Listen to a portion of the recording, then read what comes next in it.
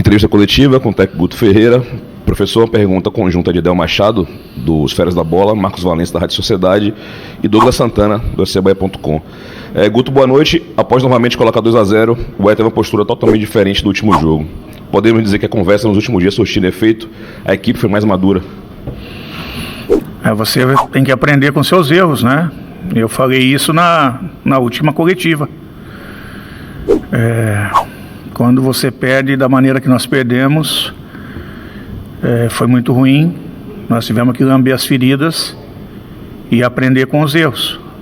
E a gente vinha de 2 derrotas um tanto parecidas, com erros capitais no final do jogo. 2 resultados que de repente já podiam ter selado a manutenção do Bahia. Mas o mais importante é que o campeonato se ofereceu de novo para nós, nos colocou de novo em condições de brigar pelo nosso lugar, pelo nosso espaço, e dessa maneira, nesse momento, nós fizemos isso com unhas e dentes. E é essa postura que nós temos que ter novamente no próximo jogo. Reginaldo Lima, da Rádio Sociedade News de Feira, Marinho Júnior, da Metrópole FM. Esperança viva, e mesmo após a frustração anterior, o torcedor compareceu e empurrou o time. O que fazer para que esse apoio não seja em vão? Buscar o resultado lá. A gente ainda não pode dizer que a gente depende só de nós, porque ainda tem 2 equipes a jogar. E nesse momento nós igualamos na pontuação, a gente sai da zona, né? Mas os 2 times que jogam amanhã, em caso de empate, a gente já volta de novo. Os 2 empates, que os 2 empates a gente já volta de novo. E aí tem a última rodada também. Mas é o tipo daquela coisa, tem momentos que se explicam, até algumas coisas que se explicam, e outros momentos essas coisas viram. E hoje eu acho que o momento estava do nosso lado, né? E agradecer ao torcedor que veio, que apoiou. Aliás, a gente não pode reclamar vírgula do torcedor do Bahia. Eu acho que essa chama que continua acesa se deve muito à energia do nosso torcedor dentro da Arena Fonte Nova, da maneira que ele tem nos carregado, da maneira que ele tem embalado o time e tem impulsionado o time rumo aos triunfos. Nilson Luiz, Tapão FM. Guto, boa noite. O árbitro foi muito rigoroso na expulsão de Rossi? É uma questão de opinião, né? E eu achei que sim. Por quê? Porque embora tenha havido uma discussão verbal, o Rossi não agrediu. O Rossi foi pego pelo pescoço, mas não retribuiu a agressão.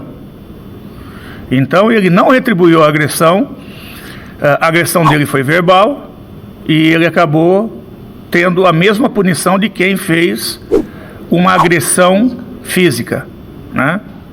Só por isso. Eu particularmente, embora tenha tido essa situação, tenha tido a situação de um pênalti, né? Eu continuo achando o Luiz Flávio um dos 3 melhores árbitros do Brasil. Ele e a sua equipe. É um cara experiente, é um cara íntegro, é um cara que busca a perfeição dentro das suas arbitragens.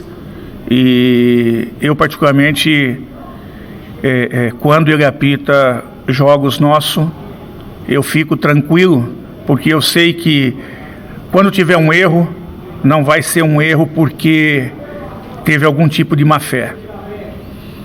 Não. Manuel Petitinha, da Rádio Transamérica. Qual a resposta dada por Edson no meio campo do jogo de hoje? Respondeu em alto nível.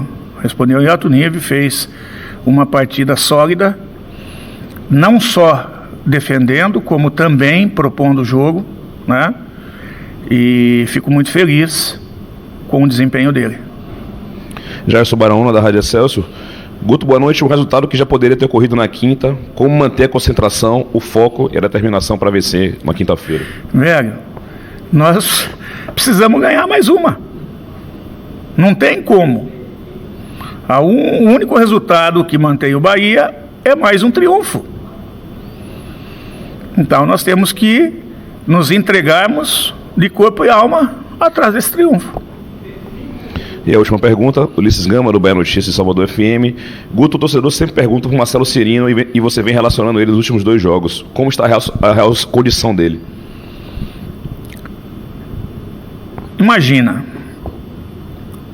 um jogador que parado há 1 ano, que fez alguns coletivos, não fez nenhum jogo treino.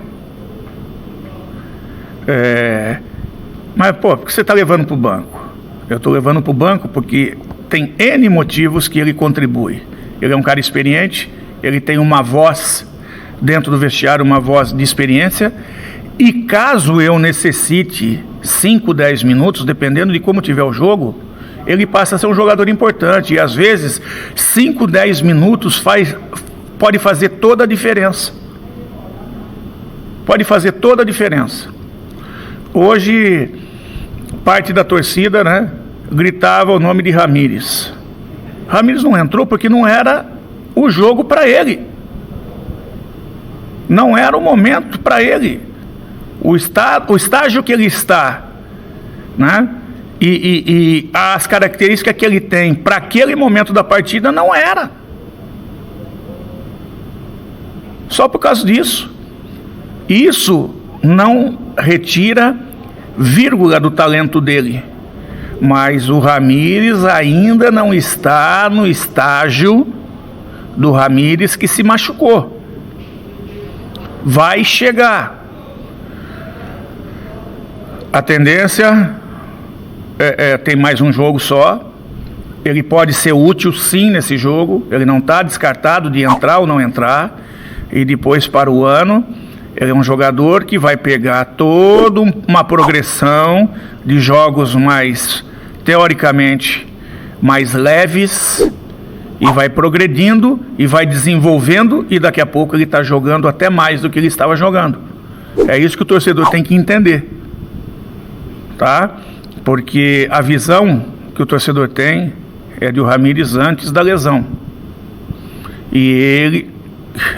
Eu seria otário se ele estivesse entregando tudo que ele estava entregando antes da lesão e eu não estivesse colocando ele para jogar.